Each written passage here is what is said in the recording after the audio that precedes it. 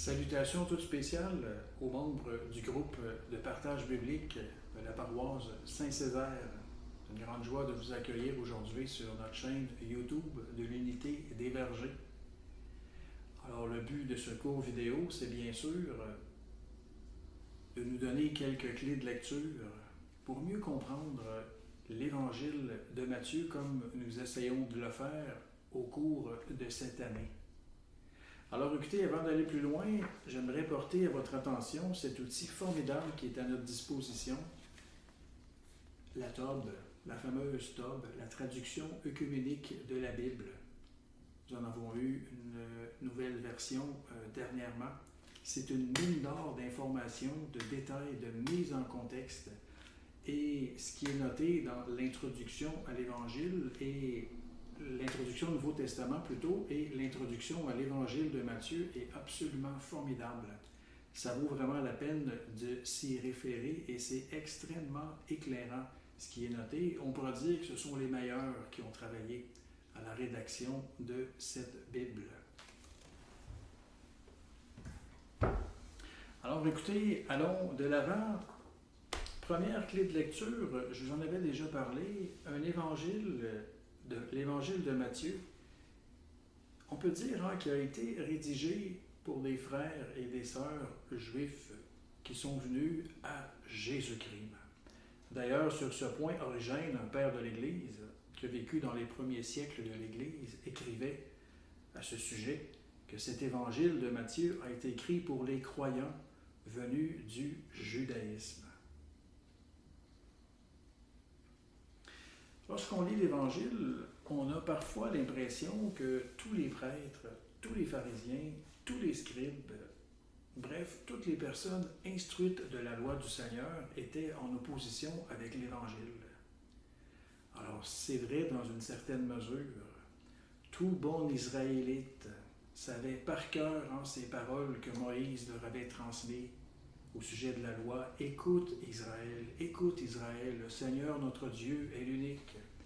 Tu aimeras le Seigneur ton Dieu de tout ton cœur, de toute ton âme, de toute ta force, de toute ton intelligence. Ces paroles, ces commandements que je te donne aujourd'hui resteront dans ton cœur. Tu les rediras à tes fils, tu les répéteras sans cesse à la maison ou en voyage, que tu sois couché ou que tu sois levé. Ils étaient nombreux à s'être profondément enracinés dans la loi de Moïse, dans la religion, dans toute la culture, dans toute la foi juive, ou plutôt du peuple d'Israël. Et en même temps, parmi eux, ils étaient nombreux de toutes les classes à véritablement avoir intégré ces paroles dans leur vie et à chercher véritablement Dieu dans leur vie de tous les jours. Dit autrement, ils étaient nombreux à aimer sincèrement d'un cœur pur leur Dieu et ils avaient un authentique désir d'être fidèles à son alliance et de vivre en sa présence. Et bien que l'Évangile ne le dise pas spécifiquement, ils ont été nombreux. On le voit d'ailleurs à la Pentecôte, ils ont été très nombreux même à croire en la bonne nouvelle de Jésus-Christ. C'est d'ailleurs eux qui sont les racines et les fondements de l'Église dans laquelle nous sommes aujourd'hui.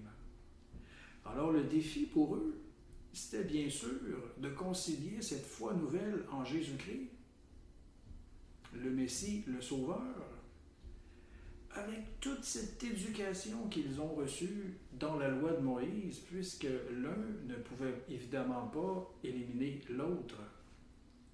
Le défi pour eux, c'était de concilier ces deux pôles. C'est pourquoi Matthieu a ces paroles très éclairantes et réconfortantes de Jésus.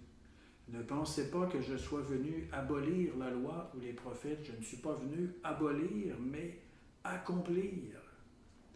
Et tout scribe devenu disciple du royaume des cieux, c'est-à-dire le mien, est comparable à un maître de maison qui tire de son trésor du neuf et de l'ancien.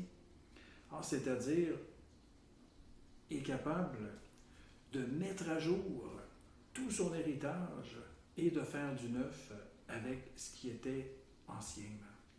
voilà des paroles qui étaient bien réconfortantes pour les auditeurs qu'ils cherchaient à rejoindre.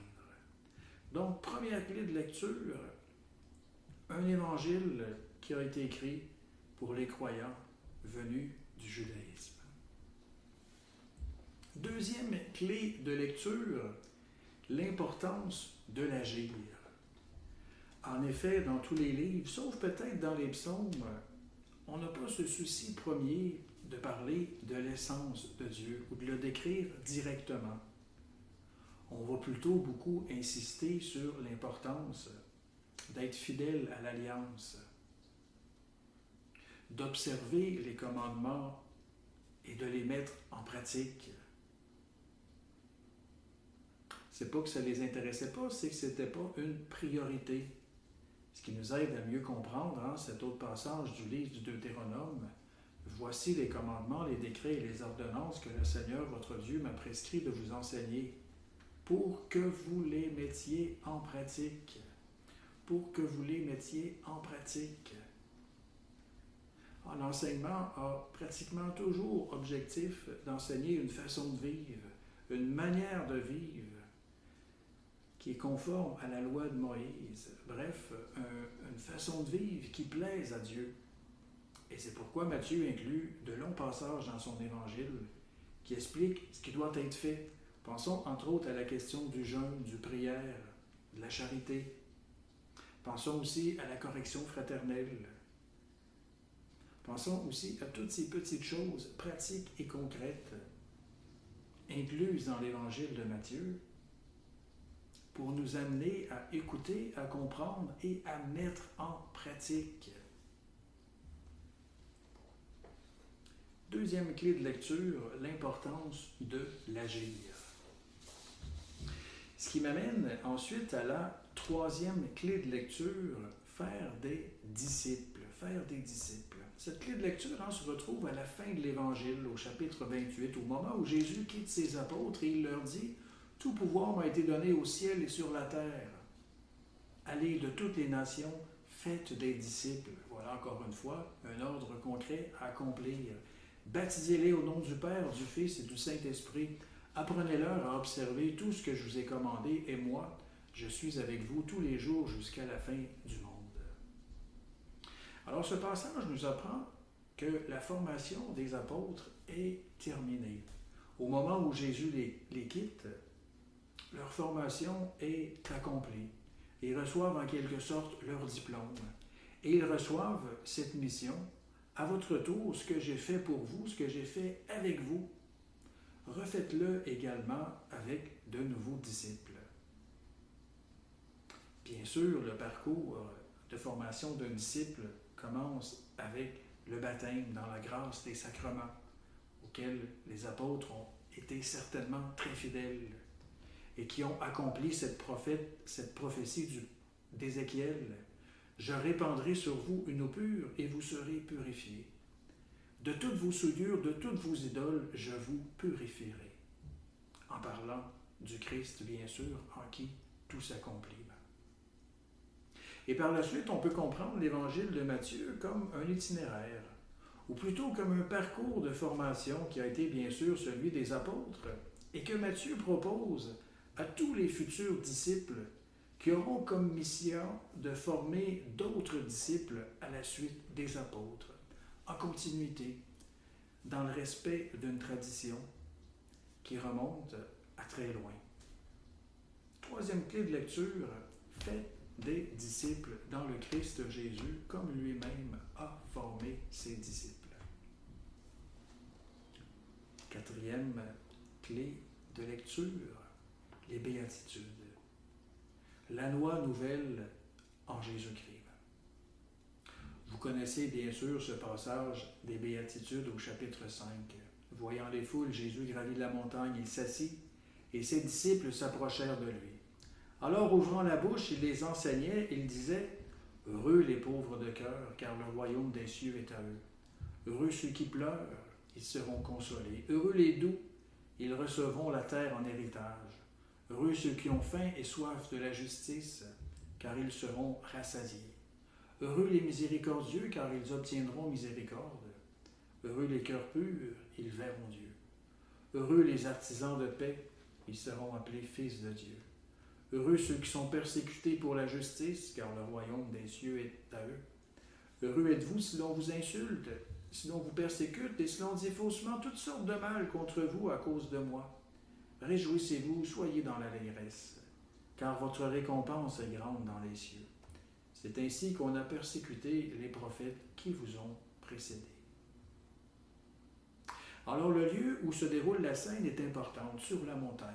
On ne sait pas laquelle, mais tout lecteur avisé, tout bon Israélite faisait le lien évident avec Moïse, qui a gravi la montagne pour y recevoir de Dieu la loi et les commandements.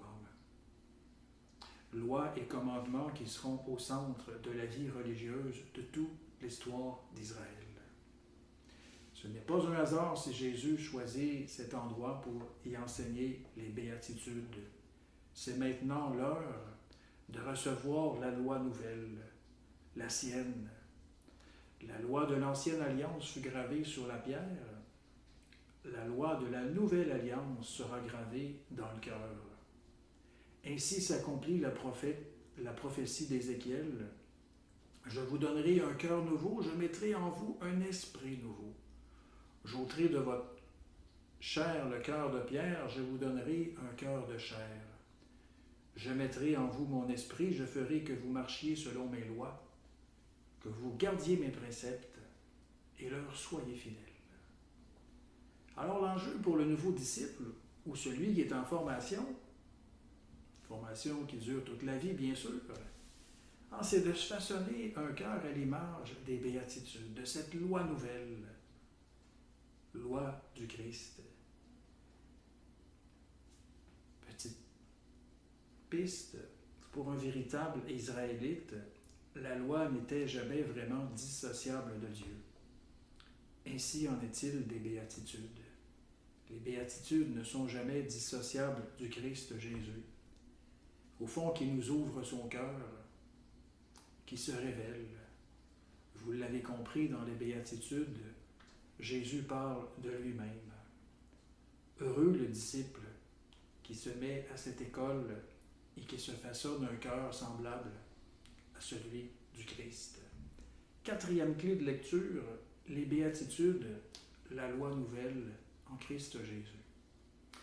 Et spontanément, j'aurais envie de vous en rajouter une cinquième, qui est celle du discernement du royaume. Cinquième clé de lecture, le discernement du royaume. Apprendre à connaître ce qui est Dieu et ce qui ne l'est pas. Apprendre à reconnaître ce qui lui appartient et ce qui ne lui appartient pas. Et dans son évangile, Jésus nous donne, ou plutôt Matthieu nous raconte plusieurs, ou plutôt rassemble des paraboles que Jésus a enseignées aux disciples au sujet du royaume. On les appelle bien sûr les paraboles du royaume. Il ne nous donne pas une définition sur ce qu'est Dieu, mais il nous raconte des histoires, des paraboles, des images, des critères, pour apprendre nous-mêmes à reconnaître dans notre vie et autour de nous, dans notre façon de penser, dans notre façon de parler et surtout dans notre façon d'agir, ce qui est fidèle à l'image de Dieu et ce qui l'est un peu moins.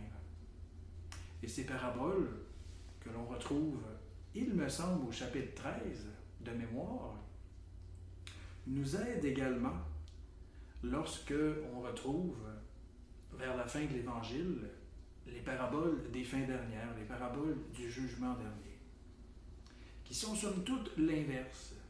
Si le disciple est appelé au cours de sa vie à discerner, à chercher ce qui appartient à Dieu et ce qui ne lui appartient pas, à choisir ce qui appartient à Dieu et à mettre de côté ce qui ne lui appartient pas, les paraboles des fins dernières nous disent qu'à la fin des temps, c'est Dieu lui-même qui va discerner, c'est-à-dire qui va chercher ceux qui lui appartiennent et mettre de côté, peut-être pour un temps, ou peut-être pour une durée indéterminée, ce qui ne lui appartient pas.